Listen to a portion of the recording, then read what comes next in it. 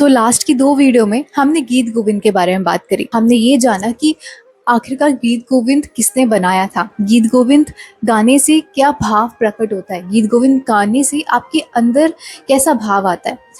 लेकिन सबसे ज़्यादा इम्पोर्टेंट बात ये आती है कि क्या आप इस समय तैयार हैं गीत गोविंद गाने के लिए? क्या आपको अधिकार है कि आप गीत गोविंद गा सकते हैं? गीत गोविंद गाने के कोई नियम है जो आपको फॉलो करने हैं? अगर ये सारे क्वेश्चंस आपके दिमाग में आ रहे हैं दोस्तों, और आप गीत गोविंद गाने के बारे में सोच रहे हो, उसको पाठ करने के बारे में सोच रहे हो, उसको शुरू करने के बारे में सोच रहे हो, तो ये वीडियो आप सबके लिए ही है। तो इस वीडियो की शुरुआत ना एक कथा से करते हैं। एक बहुत ही ज़्यादा सुंदर सी प्यारी सी कथा है।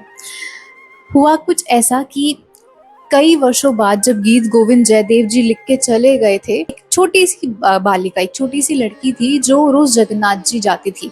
वहां रास्ते में एक बाबा ना रोज गीत गोविंद का पाठ कर रहे होते थे। ठीक है, तो रोज वो लड़की वहां से जाती थी।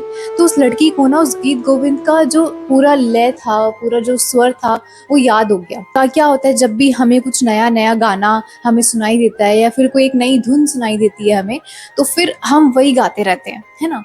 वही सेम चीज उस लड़की के साथ भी हो रही थी। वो छोटी सी बालिका, वो जब भी जहां भी जाती ना, वो गीत गा रही होती थी। उस बालिका के पिता का एक बैगन का खेत था।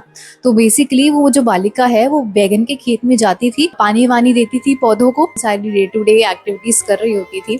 तब वो ना ये धुन गा रही होती थी। तो जैसे कि वो बैगन के खेत में गई है, पौधों को पानी दे रही है, ये सब करते करते वो गीत गोविंद का धुन गा रही है। जो भी उसको याद है पंक्तियां वो गा रही होती थी। जैसे कि मैंने आप सबको अपनी पहली वीडियो में बता रखा है कि ये लिखा हुआ है, निश्चित रूप से लिखा गया है कि जैसे ही आप गीत गोविंद शुरू करते हैं ना पढ़ना, वैसे ही ठाकुर जी आ जाते हैं गीत गोविंद सुनने के लिए। उनको इतना ज्यादा अति प्रिय है गीत गोविंद कि जैसे कहीं पर भी गीत गोविंद चल रहा होता है वो वैसे ही वहीं पे आ जाते हैं गीत गोविंद सुनने के लिए। क्यों आते हैं? अगर आपको ये क्वेश्चन आ रहा हो मन में कि क्यों आते हैं, क्यों, मतलब वो जैसे गीत गोविंद किसी ने गाया, बेशक उसको उसका मतलब पता नहीं पता, फिर भी वो क्यों आ जाते हैं। हम सब, अगर सपोज आप हैं, आप मुझे ये बताओ कि आपको अपनी पुरानी मेमोरीज रिविजिट करनी है, अपनी पुरानी एक ऐसी खूबसूरत याद जो आपके दिल के बहुत ज़्यादा करीब है, लेकिन अब वो पास्ट है, वो चीज़ हो चुकी है। क्या करते हैं हम सब? हमारे फ़ोन में फोल्डर होता है फोटोज़ का, वीडियोज़ का, हम सब वो जाके स्क्रॉल कर रहे होते हैं, राइट। लेकिन भगवान जी क्या करें? तो ठीक उसी तरह गीत गोविंद में राधा कृष्ण जी के नित्य प्रतिदिन की लीलाएं दर्शाई गई हैं, राधा कृष्ण जी का प्रेम को दर्शाया गया है। तो जैसे ही कोई भी गीत गोविंद गाता है ना, उनकी पुरानी याद वापस आ जाती है। तो अपने उसी यादों को दोबारा से ताजा करने के लिए जैसे ही कोई गीत गोविंद गाता है ना, वो वैसे ही दौड़े चले जाते हैं उधर गीत गोविंद सुनने के लिए। उनको इतना अति प्रिय है गीत गोविंद। तो वो छोटी सी लड़की जब भी जहाँ भी खेत में जाती वो गीत गोविंद गाने लग जाती। तो ये सुनते ही ना जगन्नाथ जी से रुका ही नहीं गया। उन्होंने जैसे ही सुना ना उस लड़की के मुंह से कि वो इतना ज्यादा सुंदर गीत गोविंद का पाठ कर रही है, गा रही है, वो वैसे ही दौड़े चले गए उस खेत के पीछे पीछे। बलदाऊ जी पूछते क्या हुआ, खाना कहाँ जा रहे हो? कुछ नहीं बोला और सीधा चले गए। तो जैसी लड़की आगे आगे खेत में जाती, उसके पीछे पीछे जगन्नाथ जी चल रहे होते। अब वो खेत है तो वहां पे फूल है, तो वहां पे कांटे भी हैं। तो उन कांटों में जगन्नाथ जी का जो वस्त्र है, जगन्नाथ जी साड़ी पहनते हैं लंबी सी, तो जो उनका जो साड़ी का जो एक छोटा सा वस्त्र का भाग है, वो छोटा सा उधर वस्त्र का भाग कांटे में लग के उलझ गया और वो भाग उनका वहीं पे रह गया। थोड़ी सी उनकी साड़ी फट गई। ठीक है, अब जहां जहां लड़की जा रही है उसके पीछे पीछे जगन्नाथ जी जा रहे हैं। मंदिर के पट दोबारा खुले, जब पुजारी अंदर आए तो उन्होंने देखा कि जगन्नाथ जी के वस्त्र तो फटे हुए हैं। उन्होंने ध्यान लगाया, उन्होंने जगन्नाथ जी से पूछा कि प्रभु कहाँ गए थे आप, आपके वस्त्र क्यों फट रखे हैं।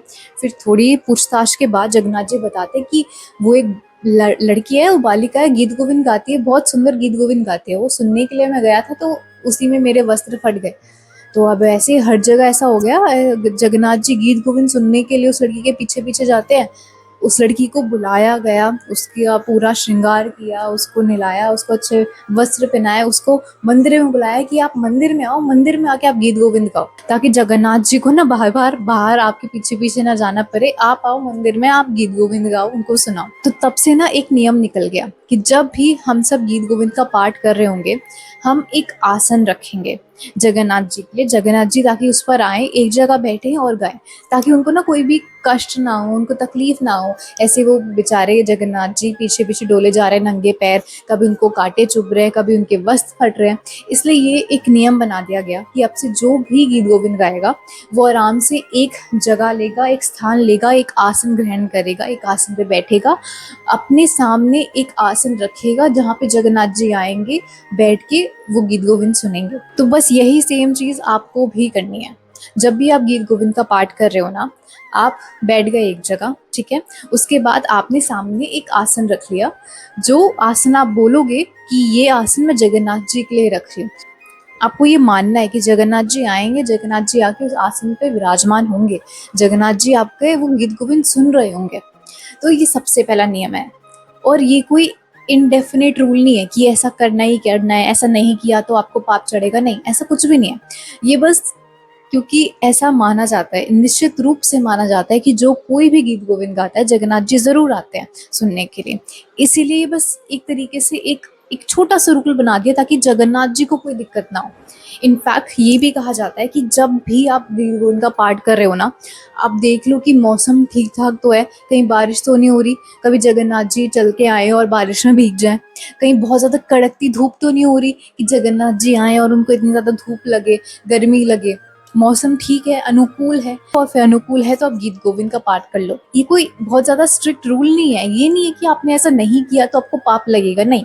ये बस भक्तों के ना भाव है कि जगन्नाथ जी आएंगे, उनको तो कोई कष्ट ना हो, इसलिए मैं गीत गोविंद गा लेता हूँ, लेकिन देख लेता हूँ कि बाहर का मौसम कैसा है, उनके लिए एक अच्छा सा स्नान रख देता हूँ, उनके लिए जल रख देता हूँ।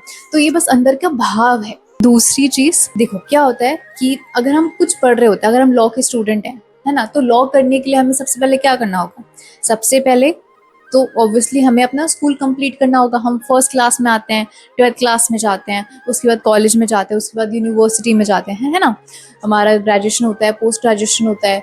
तो ऐसी हमारा ये स्टेप्स होते हैं। आप पढ़ाई के किसी भी लेवल में जाना चाहते हो तो कुछ स्टेप्स हैं जो आपको फॉलो करने होते हैं। तो ठीक इसी तरह भक्ति मार्ग में भी अगर आप कुछ शुरू कर रहे हो तो आपको देखना चाहिए कि क्या ये मैं शुरू कर सकता हूँ। अगर हम गीत गोविंद की बात करें दोस्तों, तो ऐसा कहा जाता है कि गीत गोविंद ना एकदम जो फ्रेशर्स हैं, बेसिकली जो भक्ति में बस अभी अभी प्रवेश हुए हैं, उनके लिए गीत गोविंद नहीं है। वो गीत गोविंद ना ही गाएं तो अच्छा है। इसका मतलब ये नहीं है कि आप गीत गोविंद के बारे में सुन नहीं सकते, उसका पाठ नहीं कर सकते, नहीं। अगर आप बिल्कुल फ्रेशर हैं भक्ति में, या फिर अगर आपको बस कुछ ही समय हुआ है इस भक्ति मार्ग में आए हुए, तो आप गीत गोविंद का पाठ कर सकते हैं, लेकिन गीत गोविंद का मीनिंग जानने की कोशिश मत कीजिएगा। आप शुरू में सिर्फ और सिर्फ जो गीत गोविंद है किसी गुरुजन के मुख से पहले सुनिएगा कि गीत गोविंद कैसे गाया जाता है, उसकी प्रोनाउंसिएशन क्या होती है। जब वो हो जाए फिर आप गीत गोविंद का पाठ कर सकते हैं। गीत गोविंद की पुस्तक खोल ली या फिर उसकी लिरिक्स निकाल ली और गीत गोविंद का एक आसन पे बैठ के आपने पाठ किया, ठीक है, आप वो कर सकते हैं, इसमें कोई मनाही नहीं है। लेकिन अब आप पूछेंगे कि मीनिंग क्यों नहीं जान सकते, मीनिंग जानने में क्या दिक्कत है? मीनिंग जानने में ये दिक्कत है कि गीत गोविंद का जो मतलब है ना, वो बहुत ही ज़्यादा पवित्र है। लेकिन अगर हमारे मन में वो पूरा भक्ति भाव नहीं है, हमारे मन में अभी भी दोष है, तो हम जब उसका मतलब जानने निकलेंगे तो हमारे मन में कुछ गलत चीज़ें आ सकती हैं। हम इतने ज़्यादा अभी मैच्योर नहीं है, वाइज नहीं है ये समझने के लिए कि गीत गोविंद में जो लिखा है उसका असली अर्थ क्या है। उसके अर्थ को हम किसी गलत सेंस में ले जा सकते हैं। इसलिए ये कहा जाता है कि गीत गोविंद अगर कोई भी स्टार्टिंग भक्ति मार्ग में आया है और वो गीत गोविंद पाठ कर रहा है, पाठ वो बेशक कर सकता है, लेकिन मतलब जानने की कोशिश अभी वो ना करे। गीत गोविंद में राधा कृष्ण के अनंत प्रेम को दर्शाया गया है। गीत गोविंद में राधा कृष्ण के इस पवित्र रिश्ते को बहुत ही सुंदर तरीके से, राधा कृष्ण जी की जो प्रतिदिन की क्रियाएं होती है उनको बहुत ही ज़्यादा सुंदर तरीके से बताया गया है। राधा कृष्ण जी की जो भी नित्य प्रतिदिन की लीलाएं होती हैं उसको दर्शाया गया है। ये वैसी लीलाएं हैं जो शायद कोई आम आदमी, हम जैसा कोई अगर उसका मीनिंग ढूंढने के लिए जाए तो शायद आजकल के लोगों को देख के उसका मीनिंग गलत ले ले कि आजकल के लड़का लड़की जैसे करते हैं वैसे नहीं, लेकिन उसका वो जो मीनिंग है ना वो हमारी सोच से अत्यंत परे है। हमारे सोचने में दोष लग जाएगा, क्योंकि हम उस तरीके से नहीं सोच सकते। अच्छा, अब यूँ मान लो कि कोई व्यक्ति है जो कि भक्ति मार्ग में उसको काफ़ी साल हो चुके हैं, उस व्यक्ति को भक्ति मार्ग में 5-6 साल हो चुके हैं, है ना? अब कैसे पता लगाएं कि क्या वो व्यक्ति गीत गोविंद का मतलब जानने के लिए, उसका मीनिंग जानने के लिए तैयार है या नहीं? सिंपल सी चीज़ है। जब भी आपको राधा कृष्ण जी के किसी भी चीज़ पे संशय ना होने लगे ना, कि कृष्ण ने ऐसा क्यों किया, कृष्ण ने ऐसा क्यों किया, वो ये भी तो कर सकते थे, क्यों गए कृष्ण द्वारिका? जब आपको राधा कृष्ण के किसी भी लीला पे कोई भी संशय ना हो, बस ये हो कि अच्छा उन्होंने ऐसा किया, बड़ी अद्भुत लीला थी, किसी भी लीला पे कोई प्रश्न ना हो, किसी भी लीला पे कोई डाउट ना हो, कृष्ण जी ऐसा कर सकते हैं, उन्होंने ऐसा किया होगा, कर लिया होगा उन्होंने ऐसा। जब आपके मन में ये संशय, ये डाउट्स पूरी तरीके से हट जाए ना, जब आपको पूरी तरीके से विश्वास हो जाए कि हाँ ये अच्छा मेरे कृष्ण ने ऐसा किया, अच्छा अच्छा अच्छा ऐसा किया होगा तो कुछ मतलब होगा उसके पीछे का। तो जब आपको पूरा विश्वास हो जाए ना अपने कृष्ण पे, उनकी लीलाओं पे, तब आप समझिएगा कि तब आप तैयार हैं गीत गोविंद का मतलब जानने के लिए। और तीसरी चीज़ ये कि जब भी आप गीत गोविंद गा रहे हो ना, तो एक बार देख लीजिए कि आपके आसपास जो लोग हैं, क्या वो अनुकूल है, क्या ऐसा एनवायरनमेंट है कि आप गीत गोविंद उधर गा सकते हैं? कोई ऐसे लोग तो नहीं है जो उस गीत गोविंद को गलत नज़रिए से देखेंगे, कोई ऐसे लोग तो नहीं है जो उस पर प्रश्न उठाएंगे, कोई ऐसे लोग तो नहीं है जो उसकी निंदा करेंगे। अगर ऐसा कुछ एनवायरनमेंट है जहाँ आपको लग रहा हो कि यहाँ पे गीत गोविंद गाऊंगी तो ये लोग उसकी आलोचना कर सकते हैं या फिर ऐसा कुछ भी, तो अब वहाँ पे आप गीत गोविंद मत गाइए। तो ये कुछ नियम थे, या फिर यूँ कह लो कुछ चीज़ें थी जो आपको दिमाग में रखनी है जब भी आप गीत गोविंद का पाठ कर रहे हो। तो आई होप कि ये चीज़ें आपको मदद करें, इससे आप गीत गोविंद का पाठ पूरी श्रद्धा के साथ कर पाएँ, आपको कोई परेशानी ना हो। और अगर आपको कोई और डाउट्स हैं तो आप मुझसे इधर कमेंट सेक्शन में पूछ सकते हैं। तब तक के लिए बाय बाय, राधे राधे।